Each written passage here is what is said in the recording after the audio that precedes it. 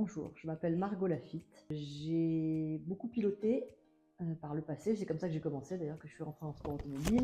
Mon papa était pilote de Formule 1 et j'y suis venue sur le tard au sport automobile. Entre ma vie de pilote et de présentatrice télé, tout ça m'a amené à avoir le bonheur d'être appelée par Canal+ il y a 13 ans maintenant pour présenter la Formule 1.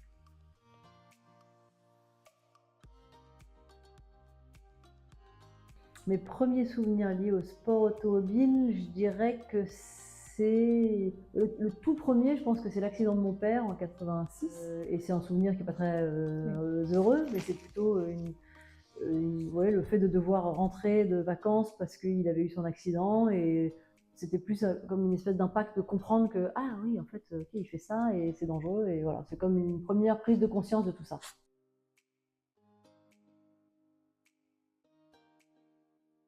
Ah oui, oui, j'aimais bien ça, on aimait bien ça. Nous, on a eu la chance de pouvoir faire de la moto, de pouvoir effectivement conduire genre à la campagne comme ça dans les petites rues, dans les petits chemins, à l'abri des yeux de la police. Donc on aimait bien ça quand on était assez casse-cou, ça nous plaisait beaucoup.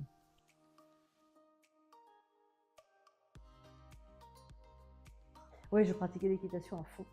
C'était vraiment ma passion, c'est d'ailleurs mes premières amours encore aujourd'hui. J'adore ça, ma sœur cavalière, son mari est cavalier, et donc j'ai beaucoup de plaisir à y retourner, retrouver un peu cette passion qui a été la mienne pendant de nombreuses années. Puis je crois que ça ne quitte jamais une passion, donc j'adore toujours beaucoup ce sport, je le regarde souvent à la télé, et voilà.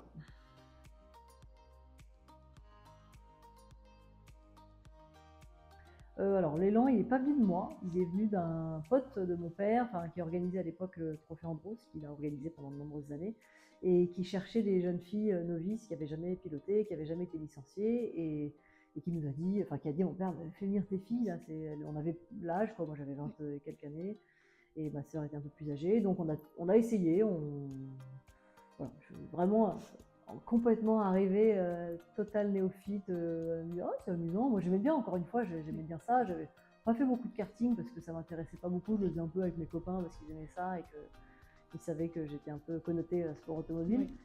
Donc je l'ai fait vraiment en me disant, tiens, on va découvrir un nouveau truc, et puis ça s'est super bien passé et ça m'a beaucoup plu surtout.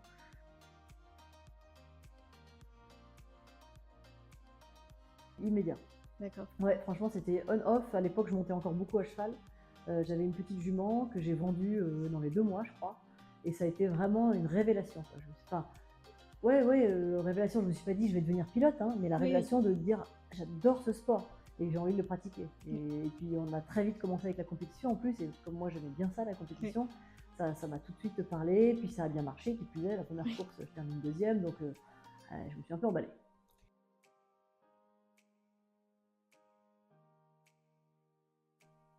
Alors, au goût des mecs, des équipes qui m'ont fait rouler, je pense que j'étais un peu trop détendue. Parfois, être trop relax et pas trop stressé, ça passe un peu pour du dilettantisme. Mais pourtant, c'était pas le cas, quoi. Moi, j'étais impliquée. C'est juste que j'arrivais à prendre un peu de distance par rapport à tout et que je me stressais pas. Mais parfois, peut-être que les équipes se sont dit que je manquais un peu d'implication. Et je pense que j'étais plutôt de celles, en l'occurrence, qui sont régulières, qui n'abîment pas les voitures. Je détestais ça, je détestais faire de la casse. Et donc, j'étais une pilote plutôt propre. Ouais, je manquais pas d'agressivité, mais peut-être un petit peu au Trophée Andros. Je me souviens comme on fait pas mal de roues contre roues, etc. Et moi, j'avais toujours ce truc-là de pas vouloir abîmer les voitures. Et puis, abîmer les voitures, c'est aussi un budget. Et donc, on avait toujours ça un peu qui nous pendait au nez. Et donc, je dirais que j'étais propre. Je pense que j'aurais été meilleure. Et d'ailleurs, c'est comme ça que j'ai commencé par les courses d'endurance, parce que j'étais super régulière et voilà, peut-être moins agressive qu'il l'aurait fallu sur un tour chrono ou l'exercice des qualifs. C'était pas non plus d'ailleurs là où j'excellais. D'accord.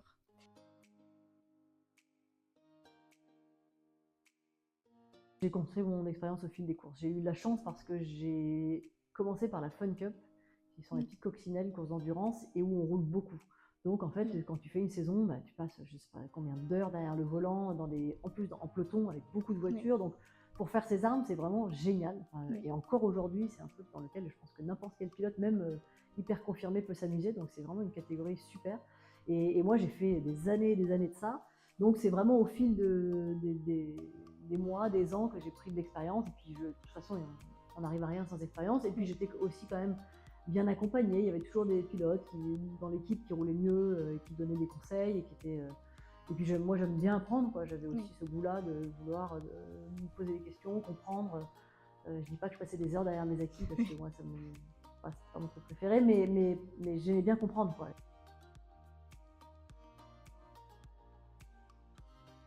Vraiment, tu peux pas ne pas. Enfin, l'un va avec l'autre, à mon sens. Oui. Le talent, tu peux l'avoir, et s'il est mal exploité, tu ne vas nulle part.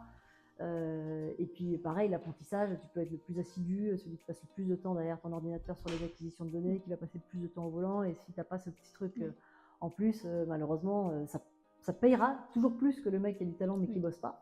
Mais si tu veux devenir, exceller dans ce domaine-là, il faut évidemment avoir les deux. Maintenant, il y a plein de gens qui ont du talent, qui bossent pas beaucoup, mais qui s'amusent quand même, qui prennent du plaisir, et qui, voilà, tout dépend de ce qu'on recherche aussi, quoi.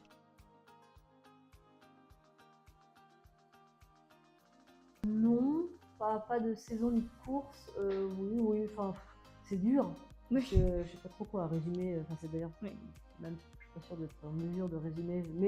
Mais peut-être que, par rapport à ce que j'ai aussi dit tout à l'heure, j'ai toujours, et je ressors souvent cette course-là parce qu'elle m'avait marqué, au Mans, quand j'étais à l'époque en World Series by Renault, et que j'étais au volant de la Mégane Trophy, et qu'il s'était mis à pleuvoir, et qu'on était en pneu slick, et que pour passer les pneus pluie, c'était beaucoup de temps de perdu au stand, et qu'on avait pris le pari de ne pas y passer, par rapport aux plus rapides de devant qui l'ont fait, parce que de toute manière, ils allaient remonter avec leurs pneus pluie, mais ça n'a pas été mon cas, je pense. Donc on était resté en pneus slick, et donc j'ai toujours un super souvenir de cette course, parce qu'on avait été sur le podium pendant un temps, et puis je crois que j'avais fini 5e ou 6e, mais j'étais heureuse parce que l'expérience m'avait servi, la finesse du pilotage m'avait servi, m'avait été hyper utile, parce que je ne m'étais pas sortie, j'avais pas fait tout droit, j'avais pas fait de bêtises, quoi. Et en fait, dans ces conditions-là, qui sont à risque, dans le sens où se sortir et achever sa course trop tôt, et ben j'avais eu cette maîtrise-là que m'avait aussi beaucoup inculqué le Trophée Ambrose, donc la notion de glisse et tout ça, et j'avais été contente de moi à la fin de la course de ne pas avoir fait de conneries, quoi.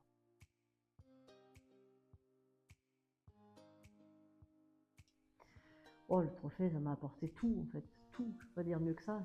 Mes débuts, l'envie de continuer, le cocon aussi, cet esprit de famille dans lequel on était, qui m'a aussi vachement rassurée, parce que moi j'ai commencé sur le tard. C'est vrai que j'avais aussi le nom de mon père qui planait au-dessus de ma tête, et que donc les attentes étaient certainement un peu plus élevées, mais à la fois moi je bénéficiais d'un accueil super, parce que mon père est aimé dans ce milieu. Et donc ça m'a apporté ça, parce que j'ai commencé dans un endroit où j'étais comme dans une famille. C'est avec eux aussi que j'ai commencé la Fun Cup, ils m'ont accompagné, donc c'était. Et puis surtout, je l'ai fait pendant tant d'années, pendant plus de 20 ans, et donc ça a rythmé tous mes hivers. C'était ma référence de pilotage. Et puis au-delà de tout ça, ce qui est humain et découverte d'une passion, ça m'a aussi apporté beaucoup de bonheur, parce que j'adorais piloter sur glace, et puis certainement aussi des qualités nécessaires au pilotage, qui sont typiquement, quand je décris cette course au Mans sur asphalte, de savoir maîtriser aussi un peu des voitures dans ma conduite de tous les jours, comme dans le pilotage sur circuit, où avoir cette notion-là et cette maîtrise-là de la glisse, et c'est hyper important.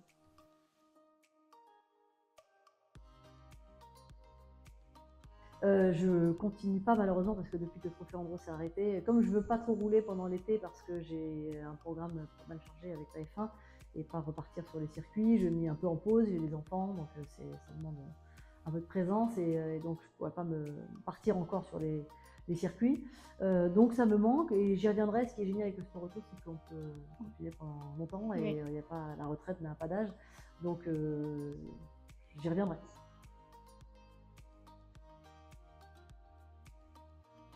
Déjà, j'ai assez vite su que j'allais pas être pilote professionnel, j'avais pas le talent pour l'être, et que donc il fallait bien que je fasse autre chose. Mais en fait, tout a concordé, puisque j'ai commencé à piloter, puis ensuite j'ai commencé à faire de la télé, à faire des essais auto, à écrire dans des magazines, pour des sites internet. Et donc en fait, j'ai appris ce métier-là de journaliste, de présentatrice au fil des années. Et donc, je dirais qu'il n'y a pas eu un déclic. Oui. Pas fait, je ne me suis pas dit un jour, ah tiens, je vais faire ça. Mais il y a un moment où j'ai compris que les deux allaient tellement bien ensemble. J'intéressais les sponsors parce que je passais à la télé, et puis j'intéressais la télé parce que je pilotais et il n'y en avait pas beaucoup à l'époque, des femmes qui pilotaient en France. Et donc, j'ai assez vite compris que les deux seraient entremêlés tout le temps. Je ne sais pas si ça m'a séduit directement, mais en tout cas, j'ai aimé. J'étais à l'aise devant une caméra. Ça ne me dérangeait pas. J'aimais bien aussi parler de choses que je connaissais, et en l'occurrence, piloter et conduire des voitures, que ce soit de série ou de course d'ailleurs, me plaisait. Mais j'aimais bien, voilà, j'étais à l'aise dedans en tout cas. Et donc, oui, je ne sais pas si j'ai été séduite par ça, mais en tout cas, il se trouvait que tout allait super bien et que ça m'amusait, et que plus ça allait, plus je faisais des choses différentes. Je présentais plein d'émissions différentes, je travaillais aussi sur les salons auto.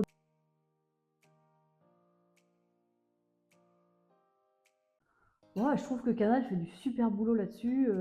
Alors la raconter différemment, c'est pas évident parce qu'on est vachement tributaire du direct quand on est sur place, donc tu peux pas réinventer, on va dire, la manière de faire. Néanmoins, tu peux complètement, effectivement, imaginer des petites séquences, des petits moments. Nous, c'est ce qu'on essaye beaucoup de faire en ce moment, d'offrir des images aussi d'entrée d'émissions différentes. On a toute une équipe aussi technique derrière qui nous suit, pour accompagner ces choses-là, puisque quand tu as une idée comme là, à Abu Dhabi sur le dernier Grand Prix, on a un cadreur, nos cadreurs d'ailleurs par définition, et les réalisateurs aussi qui sont à Paris sont super impliqués, et ont des idées, et on essaie de les mettre en place pour offrir un truc un peu nouveau, plutôt qu'un plan fixe où tu es debout et tu dis bonjour, arriver comme ça en travelling le long du bateau, puis se retrouver sur un bateau, ou passer le portique d'entrée du paddock. Enfin, il y a plein de choses qu'on essaie de mettre en place pour essayer de dynamiser la chose, pour essayer d'offrir quelque chose de nouveau, un point de vue aussi un peu nouveau. Donc ça, c'est l'image, et après, elle se fait aussi dans la manière de le raconter, effectivement, déjà t'adapter un peu à ton public, parce qu'on a aujourd'hui un public plus féminin, plus jeune, qui regarde peut-être pas la F1 de la même manière, comme un cérémonial le dimanche où ils sont devant leur télé à attendre que le Grand Prix débute, peut-être qu'ils regardent en replay, peut-être qu'ils regardent avec un léger différé, enfin, donc il faut aussi s'adapter un peu à cette nouvelle manière de regarder et à ce nouveau public.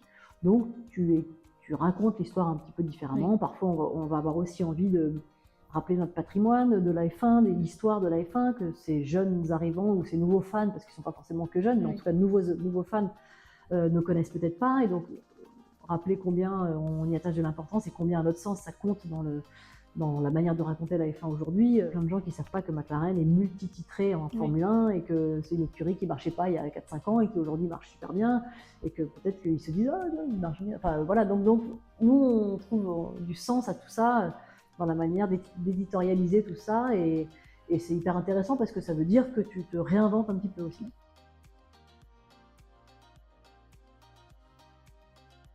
Non, je pense que les deux se mélangent bien, et puis les fans traditionnels, même s'ils sont super pointus sur la F1, sur l'histoire de la F1, sur la F1 d'aujourd'hui, les réglementations, etc., je pense que tout le monde s'accorde à dire que la F1 a pris un tournant quand même.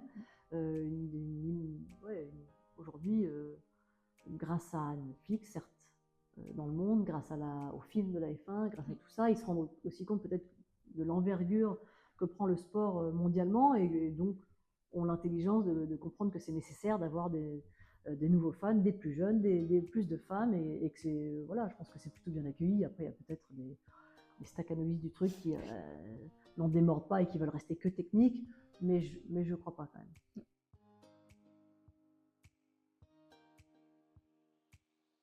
Alors, 24 Grands Prix, c'est sûr que c'est un calendrier qui est super lourd. Moi, je ne les fais pas tous, bien heureusement, et j'en serais bien incapable. Il y a dans l'équipe quelques élus qui font tout. Dans l'équipe, à l'antenne, il n'y a que Julien, parce que Laurent, Franck en font un peu moins aussi. Ils en font tout.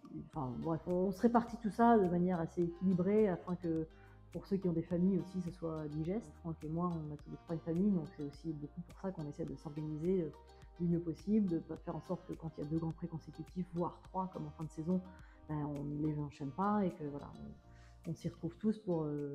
Mais ça demande beaucoup d'organisation. C'est important aussi de se préserver. Je ne sais pas comment Julien fait, effectivement, parce que de nous tous, c'est vraiment celui qui fait le plus de grands prix, certes, mais aussi le plus de choses à côté de la F1. Donc on se débrouille pour faire en sorte que ce soit, et qu'on soit frais aussi, qu'on n'arrive pas en fin de saison éreinté avec plus la même fraîcheur, plus la même envie. Donc je pense que ça c'est un peu aussi à chacun, parce que tout le monde n'est pas pareil, tout le monde n'a pas les mêmes besoins, tout le monde n'a pas les mêmes besoins à la maison aussi. C'est vrai que moi je suis la seule femme dans l'équipe qui a des enfants, et donc c'est vrai que mes besoins ne sont pas les mêmes que d'autres jeunes femmes qui passent autant de temps sur la F1. Hein. Il y a d'autres mamans, Charlotte Gabas, elle est maman.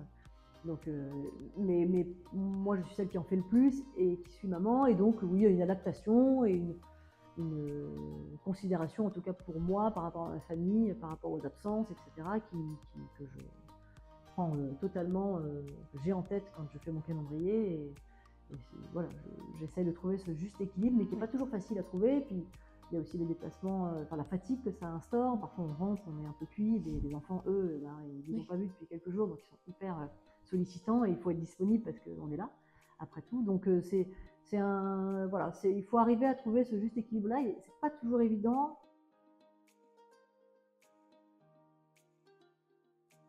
Pas du tout, parce que j'aurais vraiment trop peur de ne pas être à la hauteur. Moi, je suis pas une vraie consultante, quoi. Hein. Aujourd'hui, je présente la Formule 1. Les consultants, c'est les anciens pilotes. Moi, j'ai été pilote, mais je ne veux pas de leur niveau, etc. Donc oui, j'ai une certaine vista de la course, une connaissance de ce que c'est pour avoir été dans leur position en tant que pilote, pas en tant que pilote de F1, mais en tant que pilote. Donc c'est sûr que ça m'apporte beaucoup, moi, dans ma compréhension du sport, dans ma manière d'en parler, etc. Mais de là à commenter, je m'en sentirais pas les épaules.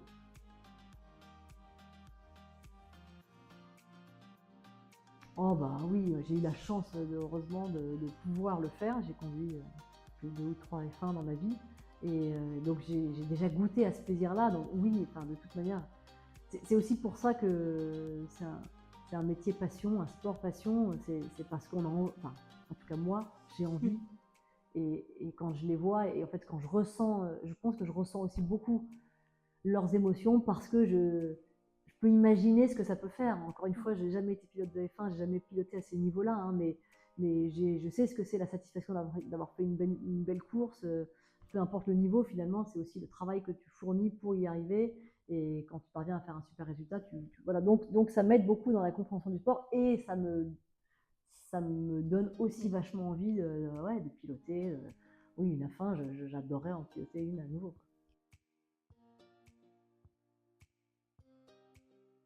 En ébullition. Ouais. Alors la toute première, mais c'est un circuit qui est assez petit, pas beaucoup de dégagement, et puis si tu sors, c'est un peu hostile.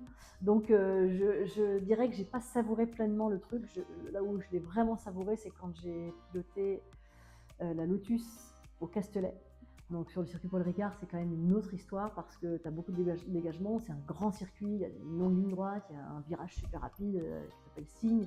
Donc c'est comme si tu pouvais te permettre de prendre le risque. Donc ouais, j'ai un souvenir de tout qui te saute à la tronche, et d'avoir été plus impressionné par le freinage que par l'accélération. Ces petits flashs comme ça que j'ai, même si dans l'accel, je me souviens, dans l'accélération, je me souviens de ce truc où tu as quand même un peu la visière qui vibre, enfin la tête qui vibre, toujours, c'est pas la visière, c'est la tête qui vibre et tout. Donc j'ai des souvenirs d'un truc brutal comme ça, des souvenirs merveilleux. Ah bah, un avis, tout le monde a le même en France. On a envie qu'il y en ait un, parce que la France a été l'un des berceaux du sport automobile, parce qu'on a connu aussi un âge d'or de la F1 en France, avec des moteurs français, des constructeurs français, des pilotes français. Aujourd'hui, on a encore des pilotes, et on est une belle nation en F1. On a 3 pilotes, on est quand même super bien représentés. Donc oui, peu importe où il sera, mais qu'il revienne en France, on aimerait avoir notre épreuve nationale. Et puis pour nous, même dans ce qu'on raconte, on le sent bien à Monaco, qui est presque notre épreuve nationale.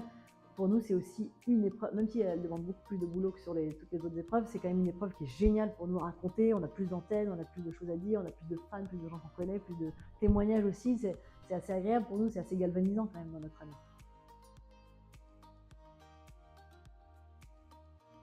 Du Sport et Plus, c'est une association qui a été montée, si je ne dis pas de bêtises, en 2013, début 2013, je crois. Par un papa qui a connu la vie d'hôpital auprès de son fils qui était malade, et qui donc a vu de la moins belle des manières ce que c'était le quotidien d'un enfant à l'hôpital, le quotidien d'un parent à l'hôpital.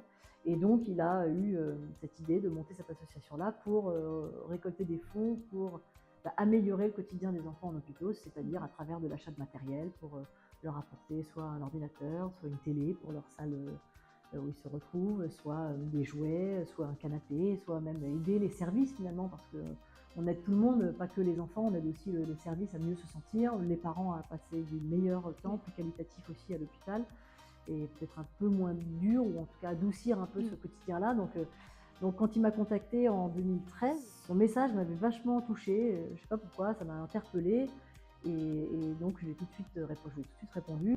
À l'époque, il y avait, enfin, en même temps que moi, dans ses débuts, un autre pilote qui s'appelle Kevin Stott, un pilote professionnel, et un tennisman, Paul-Henri Mathieu.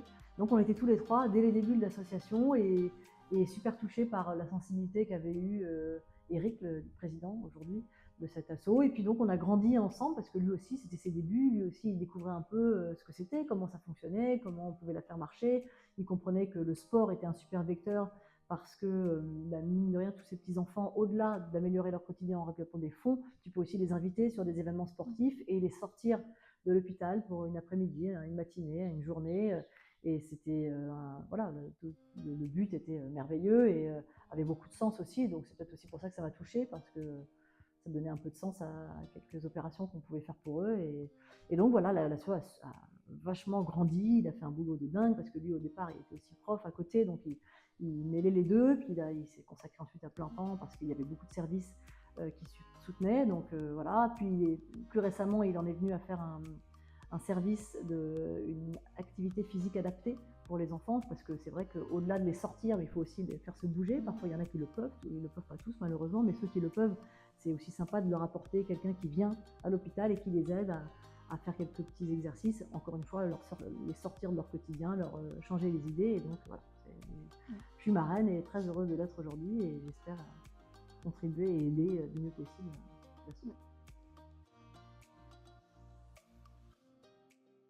On a fait un peu de tout, on a fait plein d'opérations différentes. On n'a jamais, si on a répété des opérations, mais en fait, ce qui est dur pour eux, c'est qu'il n'y a pas beaucoup de visibilité, parce que parfois une marque va accepter de vous aider sur une OP, et puis bon, c'est ponctuel, et puis l'année prochaine, il faut retrouver encore autre chose. Donc il y a quand même Porsche qui accompagne depuis le début de l'assaut, qui n'a jamais dérogé à ça depuis le départ. Donc il y a quelques quand même partenaires solides qui sont là. Mais sinon, oui, ça passe par peut-être apporter des objets aux enfants hospitalisés, donc aller les voir dans l'hôpital. Pour ceux qui sont fans de F1, c'est sympa parce que ça leur fait quelque chose. Ça passe aussi par des petites journées qu'on peut organiser, soit une journée de karting, où une partie de l'argent que vont mettre les personnes qui vont faire leur session de cartes sera rétribuée à l'asso. Ça peut être une vente aux enchères qu'on a fait. Ça peut, oui, je me souviens qu'on a fait une opération aussi sur un golf à Dijon. Où l'entrée fille pour jouer, une partie était reversée à l'asso, donc ça faisait un chèque à la fin. Voilà, ça passe par des idées en fait, et aussi beaucoup en parler. Parce qu'on remarque que plus on en parle, plus il y a des petites connexions qui peuvent se faire.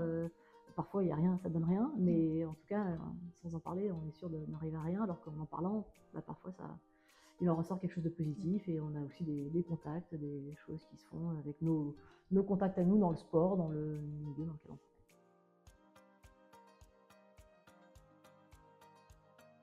Alors, pas du tout. Ça m'a pas du tout impacté, parce qu'au début, je m'en foutais pas mal qu'il y ait d'autres femmes. Non mais c'est vrai. Et puis, moi j'étais élevée par un papa qui était d'un milieu... le milieu était macho, et d'une génération assez machiste aussi, il faut reconnaître. Donc pour moi, qu'il n'y ait pas beaucoup de filles, c'était normal. J'avais compris que c'était un peu le deal du sport, quoi, et que si je voulais rentrer dedans, il fallait que je m'adapte aussi au code de ce sport. Et donc je l'ai fait par logique, quoi. Pour moi, rentrer dans ce sport avec des mecs machos, avec des réflexions, c'était normal. Donc, mais j'étais quand même armée, quoi. J'avais suffisamment de caractère aussi pour ne pas me faire marcher sur les pieds pour autant, ne pas accepter des remarques trop hostiles ou trop sexistes, quoi, ou en tout cas avoir du répondant. Donc finalement, j'étais assez tranquille, moi, parce que personne ne m'emmerdait trop, et à la fois je faisais mon petit bonhomme de chemin sans trop penser à à mon genre, en fait, à mon statut. Je me disais pas, je suis une fille, il n'y en a pas beaucoup. J'y pensais pas trop. C'est comme si, je sais pas si c'était naïf ou si c'était assumé. J'ai aucune idée. Je dirais plutôt naïf. Bon, je faisais mon truc et je regardais pas trop ce qui se passait autour. Et j'ai pas non plus été hyper confrontée à des hostilités ou à beaucoup de sexisme. C'était ponctuel. Quand ça m'arrivait, bah, je répondais et puis c'était fini, quoi. Et donc, j'ai pas souffert de ça, franchement. Mais je l'ai compris plus tard. J'ai compris, même rétrospectivement, je revoyais des trucs, je me disais, oh, c'est vrai que j'acceptais ça, sans rien dire. Mais après, c'est aussi ce qui m'a permis de rester dans le milieu, d'avancer et de faire mes armes malgré tout ça. Donc, c'est que ça m'a pas trop dérangé. Mais c'est quand même réel et concret. Et je pense qu'il n'y a pas très longtemps, il y a 4-5 ans, on a fait un documentaire sur les femmes pilotes. Et en le faisant, j'ai eu une petite prise de conscience sur ces trucs-là. Je me suis dit, c'est vrai qu'il y a 20 ans, il n'y en avait pas beaucoup. C'est vrai que peut-être que moi, j'étais déjà à peine entrée dans le truc, déjà dans la position de dire, oui, je sais bien que moi, je suis une femme et que je ne vais pas faire ma vie là-dedans, vous inquiétez pas, quoi. Et peut-être que je me suis positionnée un peu comme ça. C'est pour ça que d'une part, je ne dérangeais pas, moins. Mais en revanche, ça m'a donné quand même un petit regard sur le truc, de me dire, oh ouais, peut-être que, encore une fois, sans trop de remords, parce que c'est comme ça, et puis de toute façon, on ne va pas revenir en arrière, mais ouais, peut-être que je me suis mis des barrières, après tout. Ouais. Donc voilà, mon regard a changé en tout cas sur cette manière d'être et de se positionner par rapport à cet aspect un peu naïf que j'avais peut-être au début. Et aujourd'hui, je fais plus attention à ça, et si j'ai des jeunes filles dans le milieu, je pense que j'y prêterai attention, j'aurai plus un œil acéré sur ça pour repérer ce qui pourrait ne pas aller. Et soutenir un peu plus effectivement les femmes dans ce sport. Donc oui, ma position a un peu changé.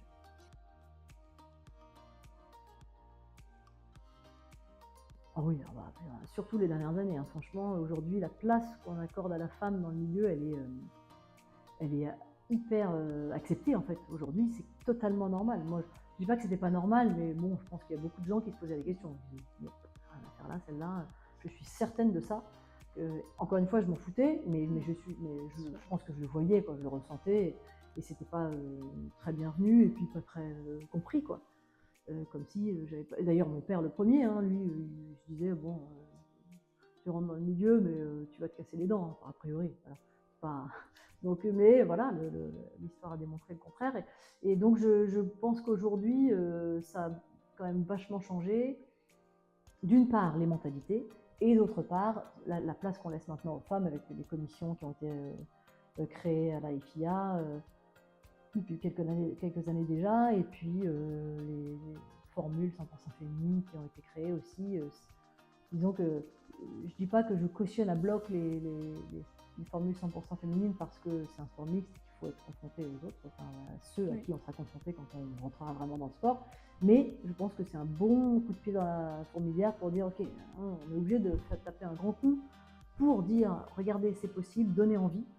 Et je pense qu'aujourd'hui, la vocation de ça, au-delà de détecter la fille qui va devenir pilote de F1, parce qu'on n'en est pas encore là, hein, c'est le début, mais par contre, la vraie vocation, c'est de montrer aux jeunes filles, aux petites filles, que c'est possible et qu'il y a un chemin à suivre avec des modèles. Et ça n'existait pas à mon époque. Moi, j'avais pas de chemin à suivre, j'avais pas de modèle, je faisais comme les gars, quoi. Et aujourd'hui, il y a un cursus à suivre comme une femme, et donc ça, c'est si ça donne envie à des petites filles qui avaient déjà cette envie cachée un peu, qui la taisaient et qui s'en sentaient pas capables, bah, le pari est gagné. Donc c'est pour ça que je trouve génial cette formule, même si voilà, j'aimerais pour la compétitivité et pour décrocher un jour le talent qui pourra aller en F1, il faut faire plus que ça, mais c'est des super débuts et c'est une belle porte d'entrée.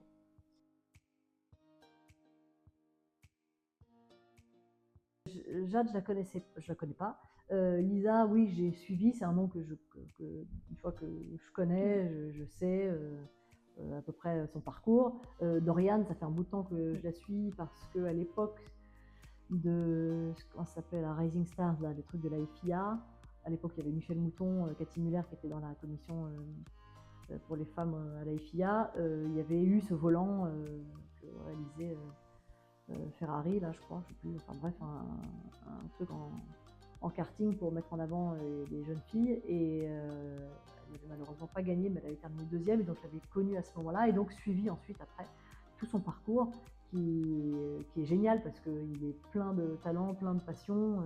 Et puis c'est un vrai pur produit féminin de sport automobile, quoi. Depuis le karting, c'est pas venu sur le tard, c'est venu comme comme un petit garçon, quoi. Donc en ça, elle est tout à fait égale aux autres. Et puis elle a fait un super beau parcours parce que malgré le fait de ne pas avoir été pris dans cette académie-là, elle a fait son petit bonhomme de chemin grâce à Iron Dames. Elle a fait du GT, du proto, elle a fait le Mans, elle a fait des voilà, et puis elle a gagné, elle a performé, elle a montré son talent, elle a été repérée par Mercedes. Aujourd'hui, dans ce giron-là, elle est au meilleur endroit possible pour continuer sa carrière. Donc c'est génial. Ouais, on l'a suivi de près. Puis nous, la F1 Academy, c'est pendant les grands prix de F1, donc on suit ça de près. On était à fond derrière elle. On voulait pas que Maya Wood gagne. On était donc je suis super contente pour elle.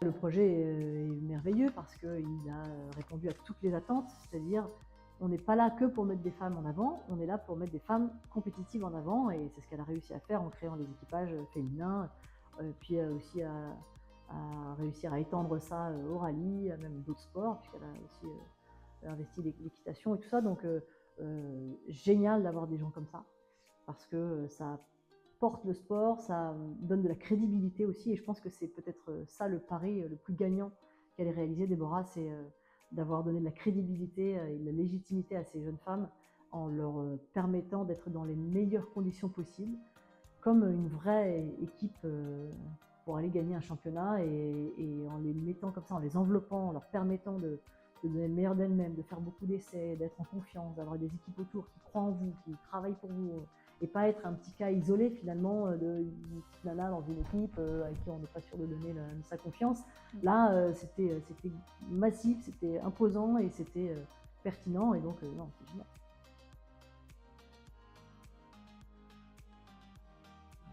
Je ne suis pas à l'origine du projet, donc je ne m'attribuerai pas ça, mais en tout cas, quand on m'en a parlé, j'ai été tout de suite séduite par la chose parce que je trouvais génial, et l'écriture qui en a été faite par notamment Yannick Anafi, c'était de raconter plus que des femmes dans un parcours, dans une carrière automobile d'un point A à un point B. C'était aller plus à la genèse du truc et comprendre, c'est vrai, pourquoi il n'y en a pas plus. Est-ce qu'elles n'ont pas les capacités physiques? Est-ce qu'elles préfèrent jouer à la Barbie quand elles sont petites? Enfin, je trouvais que c'était intéressant d'expliquer pourquoi on en était là en fait aujourd'hui. Et donc ça m'a vachement plu, parce que même moi j'ai découvert des choses, quoi, notamment le nombre de licenciés, comprendre pourquoi en karting il n'y en a pas tant que ça, les réticences peut-être des parents, que culturellement une femme ça pilote pas, quoi. Je veux dire, aujourd'hui elles ont le droit d'aimer les belles voitures, mais c'est tout. Et donc c'était intéressant de comprendre un peu la mécanique et pourquoi voilà, on devenait une pilote. A permis à certaines femmes, à certains hommes, à certains professionnels du milieu de voir qu'après tout, puisque c'est un peu aussi le constat que l'on s'est fait nous, qu'il n'y a pas de barrière finalement. Je veux dire, intrinsèquement, oui, une femme est moins puissante, c'est pour ça que les sports ne sont pas mixtes, elle va taper moins fort au tennis et au golf, mais en revanche, elle n'est pas moins talentueuse, et en sport automobile, finalement, tu arrives à pallier cette puissance dans la voiture. T'as pas besoin que de puissance, t'as pas besoin que de taper fort dans un frein, mais ça, je pense qu'une femme sait le faire. Et que finalement, intrinsèquement, les femmes étaient à armes égales avec les hommes dans ce milieu-là, qui était le sport automobile, comme dans la voile, comme dans l'équitation, et que tout n'était pas que question de puissance et de force de frappe, quoi. Donc je pense que ça a pu, oui, en tout cas, éclairer. On n'arrive pas non plus avec une réponse en disant bon, c'est sûr, les femmes peuvent, donc maintenant on y va. Non, mais on apporte un éclairage sur ça.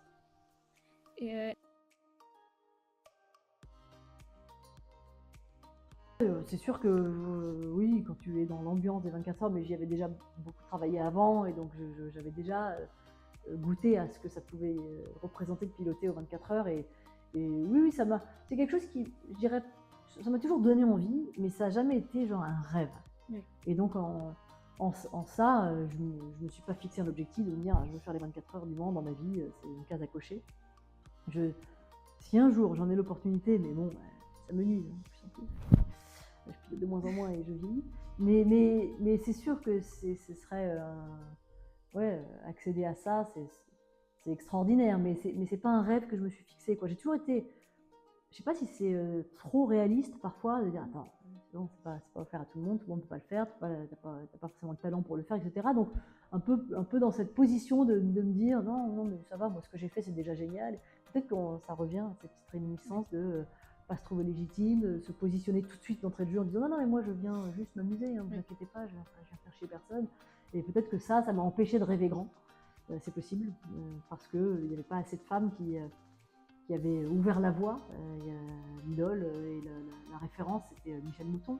Et c'était il y a plus de 40 ans. Et depuis, finalement, on n'a pas eu de traces un peu à suivre et donc d'exemples à suivre. Et peut-être que c'est aussi pour ça que je ne me suis pas donné le droit de rêver. Je ne sais pas, c'est pas la réponse. Mais j'ai pas de regret.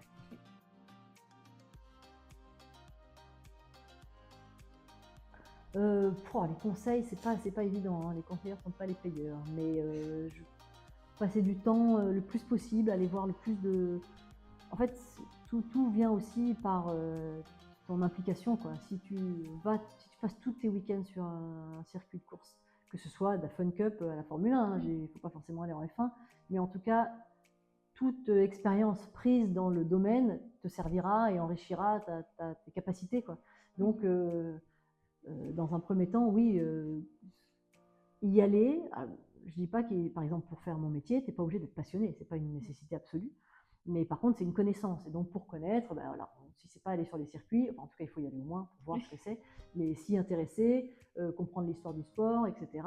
Et puis après, oui, plus tu as de l'engagement, plus tu vas être motivé et plus tu vas faire comprendre aux gens à qui tu t'adresses pour rentrer dans une rédaction de sport ou pour rentrer dans une équipe, une écurie de course.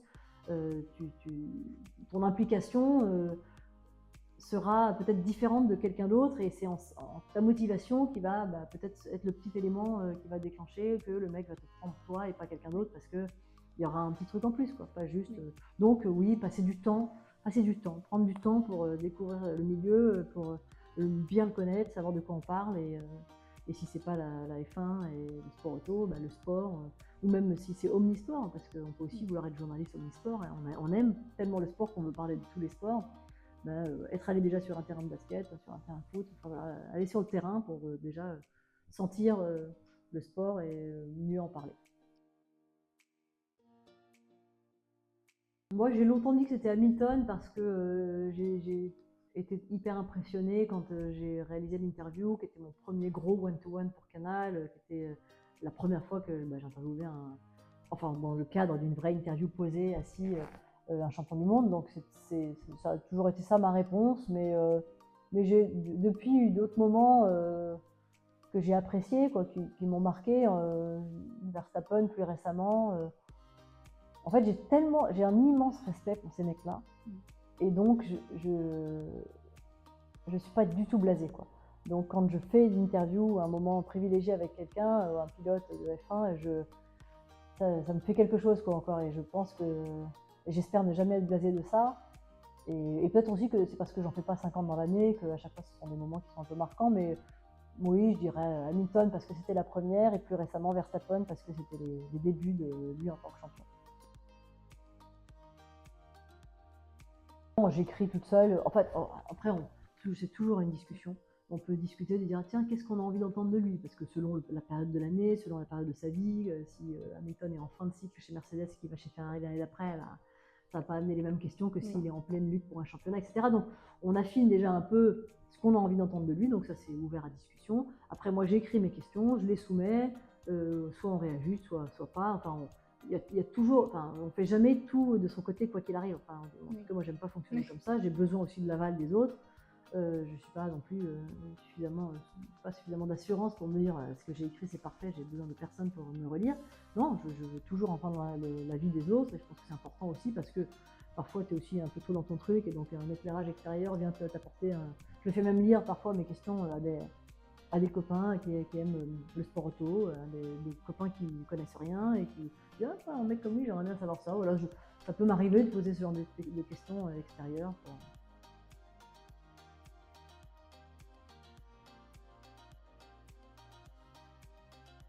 je pense que on a eu une telle saison passionnante. À chaque fois, on se dit, ah, ça va être dur d'égaler celle-ci, puis finalement, on se retrouve avec des super belles saisons tous les ans. Mais ce qui est certain, c'est que ça ne manquera pas d'intérêt parce qu'il y aura tellement de nouveautés que je ne pense pas qu'on sera déçu. Je pense vraiment qu'on verra. En fait, ce que je trouve génial dans ces trucs-là, même si parfois il y a des dominations, moi j'aime suffisamment ce sport pour admirer cette domination et pas la critiquer. Et pas dire, ouais, apparemment c'est une hégémonie, c'est chiant, c'est toujours le même qui gagne. À la fois, je trouve tellement génial de me dire qu'il y a des hommes qui ont réussi à faire mieux, beaucoup mieux que les autres, que même ça, moi j'ai du respect pour ça et de l'admiration pour ça. Donc moi je me contente même de ça, quoi, de me dire, putain, le mec, ils sont plus forts partout, ils sont trop forts. Donc je ne suis peut-être pas le meilleur, le public le plus objectif, mais je pense franchement qu'en 2026, on aura une saison attrayante parce que déjà il y a un nouveau constructeur qui arrive, il y a Audi qui vient aussi et qui est un nouveau constructeur avec un nouveau moteur qui arrive en F1. Donc je pense qu'il y aura beaucoup d'histoires à raconter. En plus, la F1 aujourd'hui, c'est plus que qui va faire le meilleur chrono, quoi. C'est aussi justement les débuts d'une nouvelle écurie, le retour d'anciens pilotes, les changements d'équipage, Hadjar aux côtés de Verstappen. Enfin, je trouve qu'il y a des histoires à raconter à tous les niveaux. Et ça, c'est un héritage de la télé d'aujourd'hui qui est qu'on ne montre plus que les voitures qui tourneront sur un circuit, on raconte des histoires.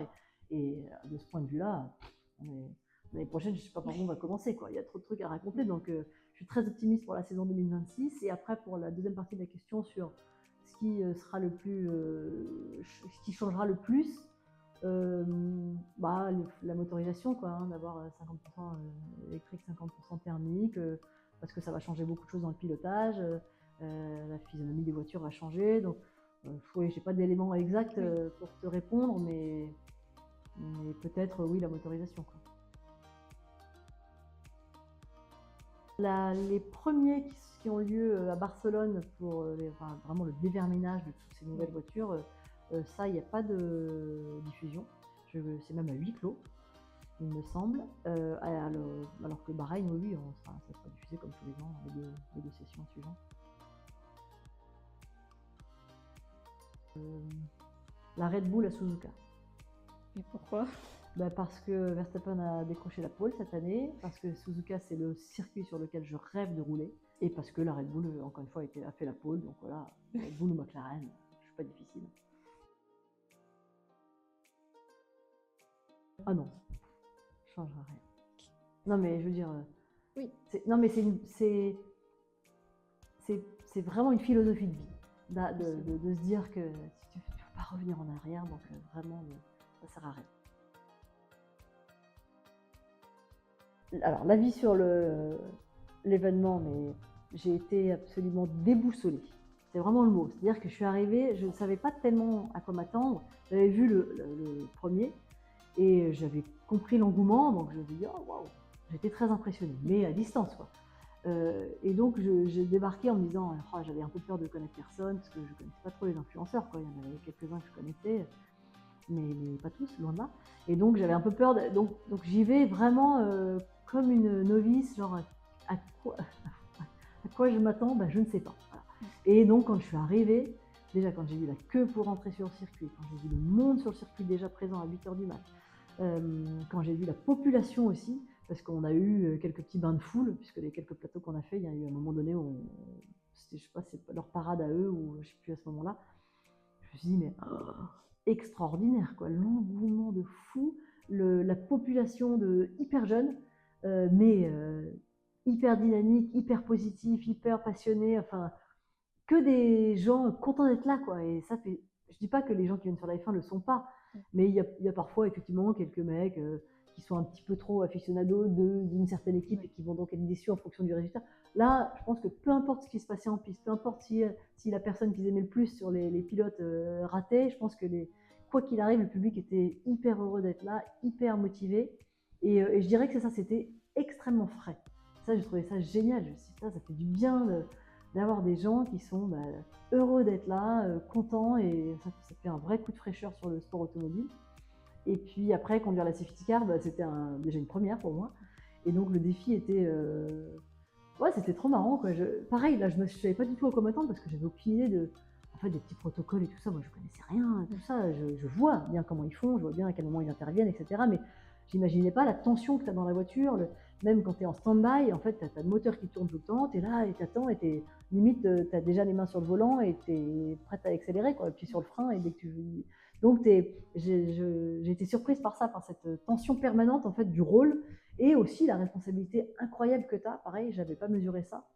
Donc, ouais, j'étais très bien accompagnée et ça m'a bien amusée.